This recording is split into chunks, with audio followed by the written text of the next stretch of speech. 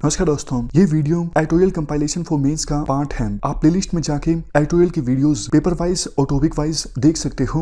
और अगर आप दिसंबर 2019 के बाद की वीडियोस को देखना चाहते हो तो वीडियो के नीचे मौजूद ज्वाइन बटन की सहायता से आप मेंबरशिप को ज्वाइन कर सकते हो। चलिए डिस्कशन स्टार्ट करते हैं। आप जीएस पेपर 1 के इस टॉपिक से आर्टिकल को रिलेट कर सकते हो और ये आर्टिकल लिखा गया है राजीव भार्गव के द्वारा। देखो, शुरुआत में आर्टिकल में गांधी जी की ऑक्सफोर्ड यात्रा के बारे में कुछ इन्फॉर्मेशन शेयर की जाती है और इन्फॉर्मेशन इस प्रकार की है जिसे आंसर्स में इस्तेमाल करना आसान नहीं है। जैसे मैं आपको बताऊं, 1931 में जब गांधी जी गए थे सेकंड राउंड टेबल कॉन्फ्रेंस में पार्टिसिपेट करने के लिए, तो उनके एक साथी ने बोला कि आपको बड़े बड़े इश्यूज पर नेगोशिएट करना है, क्यों ना आप थोड़ा रेस्ट कर लीजिए, रिट्रीट कर लीजिए ऑक्सफोर्ड शहर में। तो गांधी जी के एक फ्रेंड थे फिलोसफर A.D. लिंडसे, उन्होंने इनवाइट भी किया था गांधी जी को, आप आइए हमारे घर पर। तो गांधी जी ने उनके इनविटेशन को एक्सेप्ट कर लिया था। 26 अक्टूबर को महादेव देसाई, जो कि सेक्रेटरी थे गांधी जी के, उनके बेटे देवदास, इंग्लिश शिष्य मीराबेन और गांधी जी के फ्रेंड C.F. एंड्रयूज, ये सब गए ऑक्सफोर्ड में A.D. लिंडसे के घर पर। सिक्योरिटी प्रोवाइड की जा रही थी गांधी जी को एक बड़े डिटेक्टिव के द्वारा। गांधी जी ने उनको बोला कि क्या आप कहीं से बकरी लाकर दे सकते हो, मुझे बकरी का दूध पीना है। तो वो जो डिटेक्टिव था वो बकरी लेकर आया। ये जो बातें हैं इनका कहीं यूज़ नहीं होगा, मतलब इनको आंसर्स में इस्तेमाल नहीं किया जा सकता। आगे भी इसी एनेक्डोट को जारी रखा जाता है और बोला जाता है गांधी जी ने उस समय 50 इंडियन अंडर ग्रेजुएट्स के साथ इंटरेक्शन किया जो कि इंडियन क्लोथ्स में थे, और जो वेस्टर्न क्लोथ्स में थे उन्होंने भी इंडियन टर्बन पहनी हुई थी। तो गांधी जी ने उन स्टूडेंट्स को कहा कि स्टूडेंट्स के बीच मुझे अपनापन महसूस होता है, मैं घर जैसा महसूस करता हूँ।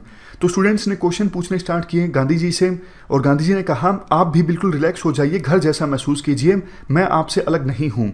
तो एक स्टूडेंट ने क्वेश्चन पूछा कि इंडिया में वुमेन का फ्यूचर क्या है। तो गांधी जी ने रिप्लाई किया हर एक क्षेत्र में महिलाएं मैन के बराबर होंगी।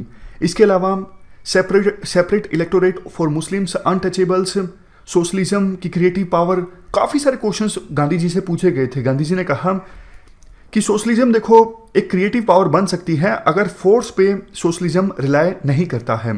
तो उसके बाद एक इंग्लिशमैन ने गांधी जी से क्वेश्चन पूछा कि क्या आप इंग्लैंड के गुड फेथ में विश्वास रखते हो। तो इसके जवाब में गांधी जी ने कहा जितना मैं ह्यूमन रेस के गुड फेथ में विश्वास रखता हूँ उसी प्रकार से मैं इंग्लैंड के गुड फेथ में विश्वास रखता हूँ। हालांकि ब्रिटिशर्स ने मुझे काफ़ी बार धोखा दिया है, लेकिन मुझे ऐसा लगता है कि वर्ल्ड में देखो जो पॉजिटिव ह्यूमन एनर्जी है वो ज़्यादा है कहीं ना कहीं नेगेटिव ह्यूमन एनर्जी से, तभी तो वर्ल्ड सर्वाइव कर रहा है। अदरवाइज नेगेटिव ह्यूमन एनर्जी ज़्यादा होती तो वर्ल्ड कब का डिस्ट्रॉय कर चुका होता। तो मुझे ऐसा लगता है कभी ना कभी जो इंग्लिशमैन हैं जो इंडिया में रूल कर रहे हैं वो अपना नेचर जरूर चेंज करेंगे। मैं काफ़ी ऑप्टिमिस्टिक हूँ इस बारे में। तो उसके बाद देखो जब वो लिंडसे के घर पर थे तो लिंडसे के जो बेटे थे उन्होंने गांधी जी से क्वेश्चन पूछा कि आप कितने क्रिश्चियन हैं। यहाँ पर नीचे देखो, लोग जानना चाहते हैं how far are you a Christian, मतलब किस एक्सटेंट तक आप ईसाई हो। तो इसके सीधा सीधा गांधी जी ने जवाब नहीं दिया, काफ़ी घुमा कर जवाब दिया और वो जवाब काफ़ी अच्छा था। गांधी जी का फोकस देखो इस बात पर था कि लोग कन्वर्जन की फ्यूटिलिटी में विश्वास क्यों रखते हैं। मतलब जैसे कुछ लोग एक धर्म को छोड़ के दूसरे धर्म को अपना लेते हैं, उनका तो ये मानना होता है ना कि कोई पर्सन सिर्फ एक ही धर्म को अपना सकता है, एक ही साथ दो धर्मों को कोई पर्सन नहीं अपना सकता है। तो यही जो सोच है वो इस प्रकार के विचार पैदा करती है कि हमारा जो धर्म है वो सुपीरियर है दूसरे धर्म के अपेक्षाकृत। हमें देखो इस कैलकुलेशन में नहीं जाना चाहिए। बात यह है कि आपको अच्छे आइडियाज किसी भी धर्म से सीखने को मिलते हैं, आप उन अच्छे आइडियाज को अडॉप्ट करो।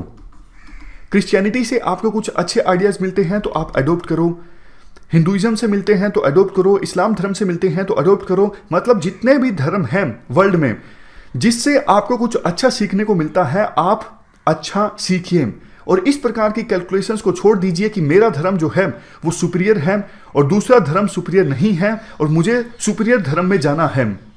इसके बाद गांधी जी मल्टीपल अटैचमेंट्स पर फोकस करते हैं। गांधी जी बोलते हैं भगवान राम, भगवान कृष्ण, भगवान बुद्ध गुरु नानक देव जी, कबीर, सबसे हमें बहुत कुछ सीखने को मिलता है और सबसे हमें इंस्पिरेशन लेने की आवश्यकता है। तो मल्टीपल अटैचमेंट्स हम रख सकते हैं। सिर्फ कंपार्टमेंटलाइजेशन पर आप फोकस मत कीजिए कि मेरा जो धर्म है वो बाकियों से अलग है, मेरे धर्म के जो पॉइंट्स हैं, जो टीचिंग्स हैं वो बाकियों से अलग हैं। ऐसा कुछ नहीं है। सभी धर्मों का जो एसेंस है वो सेम है। सभी धर्म फोकस करते हैं सेल्फ रियलाइजेशन पर। तो इन पॉइंट्स का आप इस्तेमाल कर सकते हो।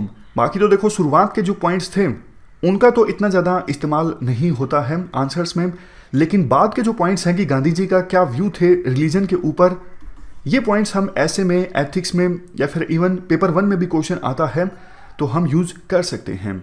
इस डिस्कशन में फिलहाल इतना ही है। Thank you very much for discussion.